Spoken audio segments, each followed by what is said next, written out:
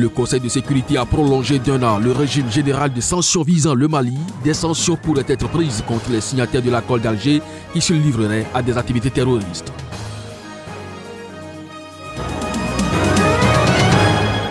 Au Burundi, l'économie est frappée de plein fouet par la crise politique et sécuritaire que traverse le pays depuis 3 ans. Il s'agit d'un constat rendu public ce vendredi par Crisis Group.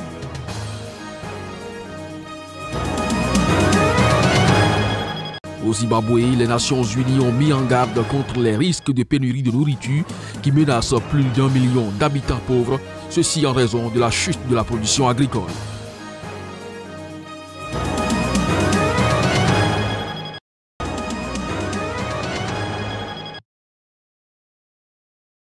Sans surprise, le Conseil de sécurité de l'ONU a prorogé vendredi le régime général de sanctions visant le Mali. Cette prorogation d'une durée d'1 an fait suite à la publication d'un rapport d'experts qui cible plusieurs signataires de l'accord d'Alger qui se livreraient à des activités terroristes ou à du trafic de migrants et de drogue. Elle a été votée à l'unanimité des 15 membres et vise à sanctionner tout individu qui se serait mis à l'écart du processus politique au Mali.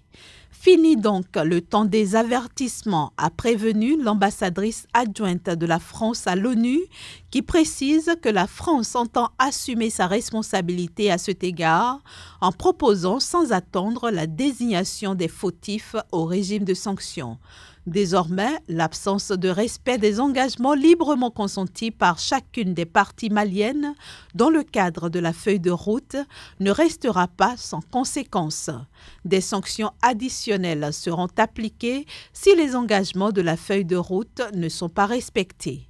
Estimant que ces premières menaces ont porté leurs fruits et permis d'obtenir les progrès enregistrés depuis 1 an, le Conseil de sécurité espère que les potentielles sanctions à venir auront valeur d'exemple.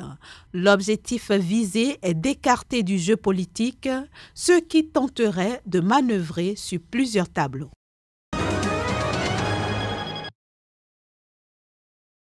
Dans un rapport qu'elle a rendu public ce vendredi sur le Burundi, le Centre d'analyse international Crisis Group a estimé que le déclin de l'économie burundaise exacerbe le risque de violence, alors que le oui au référendum constitutionnel du 17 mai dernier ouvre une nouvelle phase dans la crise politique et sécuritaire en cours dans le pays. Le Burundi est passé d'une croissance annuelle de 4,2% en moyenne durant la période 2004-2014 à une contraction de l'économie de 3,9% en 2015 et de 0,6% en 2016. L'organisation regrette le fait que les modestes progrès économiques et sociaux réalisés dans les années 2000 soient maintenant remis en cause, tandis que le marasme économique s'installe. Le rapport souligne également qu'une décennie de progrès en matière de santé et d'éducation a été également balayée. De nombreux médecins ont quitté le pays, les enseignants ne reçoivent pas de temps en temps leur salaire et l'accès aux études universitaires est menacé pour les étudiants boursiers. International Crisis Group a appelé les principaux bailleurs du Burundi à augmenter leur soutien à la population en renforçant les capacités des organisations non gouvernementales et en limitant les risques que l'aide extérieure aggrave la dynamique de conflit au niveau local.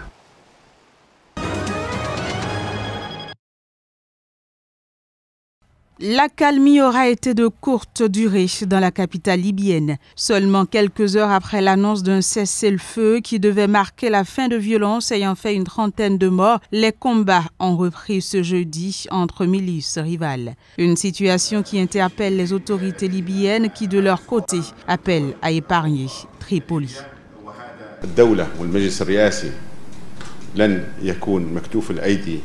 L'État et le Conseil présidentiel ne resteront pas les bras croisés devant ces affrontements et peuvent prendre beaucoup de décisions cruciales. Nous savons bien que Tripoli appartient à tous les Libyens et notre chère capitale doit être épargnée.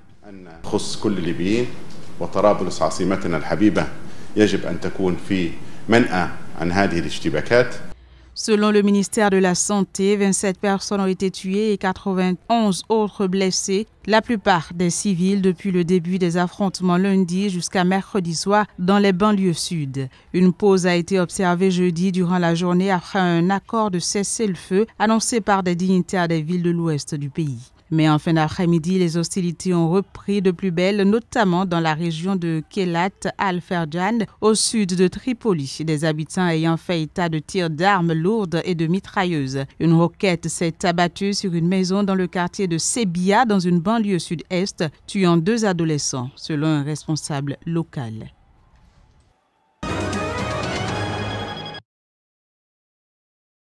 Selon la porte-parole du Programme alimentaire mondial à Harare, l'institution se prépare à prendre en charge les besoins alimentaires les plus urgents de 1 135 500 personnes pendant le pic de la saison creuse 2018-2019 qui va de janvier à avril.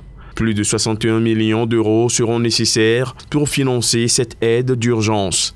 Cette mesure annoncée vise à anticiper la pénurie de nourriture qui menace plus d'1 million de Zimbabwéens pauvres en raison de la chute de la production agricole causée par la sécheresse persistante dans le pays. En effet, un rapport du réseau d'alerte des famines récemment publié a pointé du doigt la baisse dangereuse des stocks alimentaires des ménages les plus pauvres dans la zone aride du Zimbabwe. À en croire le réseau d'alerte, ces conditions alimentaires devraient se prolonger jusqu'en mars 2019.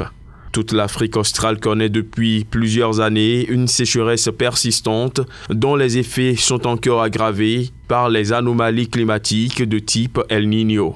Le Zimbabwe est plongé depuis le début des années 2000 dans une grave crise économique et financière provoquée par la politique d'expropriation de force des fermiers blancs décidée alors par l'ancien président Robert Mugabe. Bukola Saraki, en tant que président du Sénat, est le 3e homme politique le plus important du Nigeria. En quittant le parti au pouvoir, le Congrès des progressistes APC, pour rejoindre l'opposition à la fin du mois de juillet, cet ancien gouverneur avait montré ses ambitions présidentielles.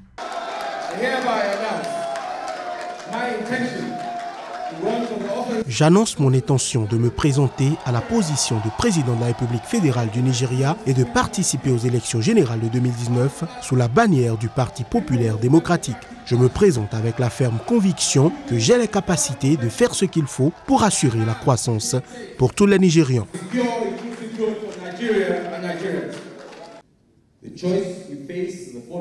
Le choix qui se présente lors des prochaines élections est soit de garder les choses telles qu'elles sont, soit de s'écarter radicalement d'une manière de faire traditionnelle, trouver une meilleure façon de faire les choses ou continuer à répéter les erreurs du passé, résoudre les problèmes ou continuer à aggraver les problèmes. Les barons de l'APC ont déjà fait savoir que le président sortant Muhammadu Buhari, 75 ans, sera le candidat du parti à sa propre succession, malgré l'obligation d'organiser des primaires en amont du scrutin présidentiel. Les deux hommes ont été des ennemis politiques pendant tout ce mandat, la présidence accusant le Sénat de bloquer de nombreux tests de loi. Un autre candidat de poids a annoncé sa candidature à la primaire du PDP, Rabiu Kwakwaso, qui est aussi un transfuge de l'APC, ex-gouverneur de Kano et un ancien proche du chef de l'État. Ils rejoignent ainsi les principaux candidats au sein de l'opposition, le gouverneur de l'État d'Ekiti, Ayodele Fayoshe, ainsi que l'ancien vice-président Atiku Abubakar, qui avait claqué la porte de l'APC en décembre dernier.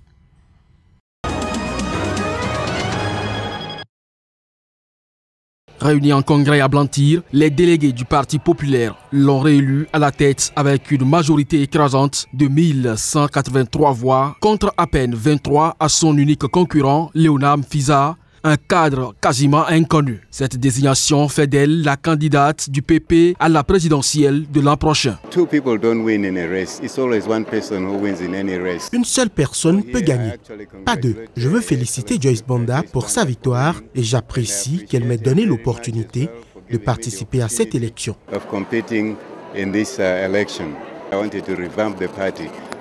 Je voulais réformer le parti pour m'assurer qu'en 2019, le PP retourne au gouvernement. Nous devrions être les dirigeants de ce pays. Nous sommes honorés en tant que nouveau comité. Comme vous l'avez vu, la compétition a été difficile et le résultat inattendu. Et moi-même, je pensais que la victoire n'était pas certaine. Et donc, nous ne pouvons pas tenir le peuple pour acquis. Le peuple qui nous a élus. Nous devons les respecter et nous sommes prêts à travailler très dur pour eux. Joyce Banda a présenté les grandes lignes de son programme pour le scrutin, promettant de rétablir l'accès à l'électricité, à une éducation de qualité, à la santé ou au logement, le développement de l'industrie minière et plus généralement de toute l'économie. Élu en 2014 face à elle, l'actuel président Mutharika fait l'objet de vives critiques. Des milliers de personnes ont défilé en avril dans plusieurs villes de ce petit pays d'Afrique australe pour protester contre la corruption, les premières manifestations antigouvernementales depuis 2011.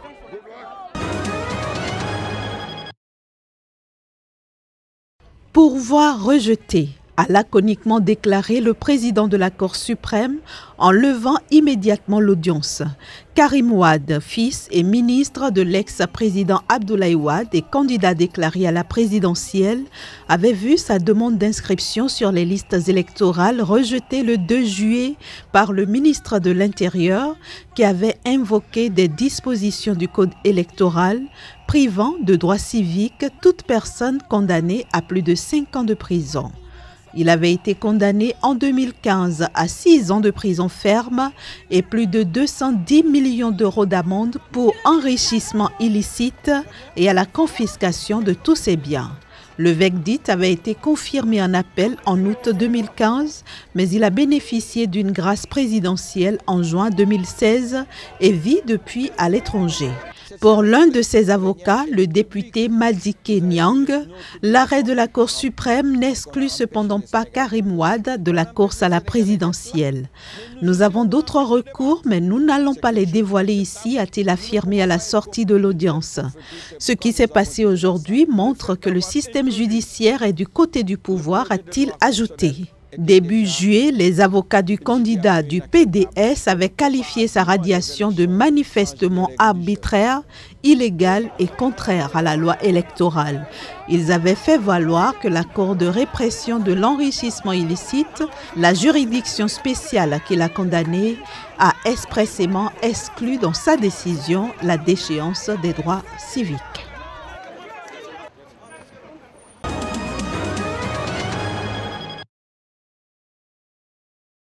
Nasser Zef Zafi, condamné à 20 ans de prison au Maroc, est décidé à ne plus manger ni boire jusqu'à ce que ses revendications soient satisfaites.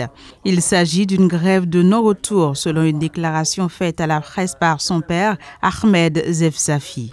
À travers cette grève de la faim, Nasser Zef Zafi réclame les droits dont bénéficient les autres prisonniers, c'est-à-dire qu'on le sorte de l'isolement en cellule individuelle et le mette dans une cellule digne où il pourra voir et parler avec les autres détenus. La direction de la prison Oukacha de Casablanca où il est détenu n'a pour l'instant fait aucun commentaire sur le sujet. Arrêté en mai 2017 en pleine contestation sociale dans la région du Rif, Nasser Zef Zafi avait été condamné fin juin à 20 ans de prison pour complot visant à porter atteinte à la sûreté de l'État au terme de 9 mois d'un procès fleuve réunissant un total de 53 prévenus. Le roi Mohamed VI a depuis amnistié près de 190 personnes qui avaient été condamnées en lien avec ce mouvement dont il était le leader et qui a agité en 2016 et 2017 le nord du Maroc.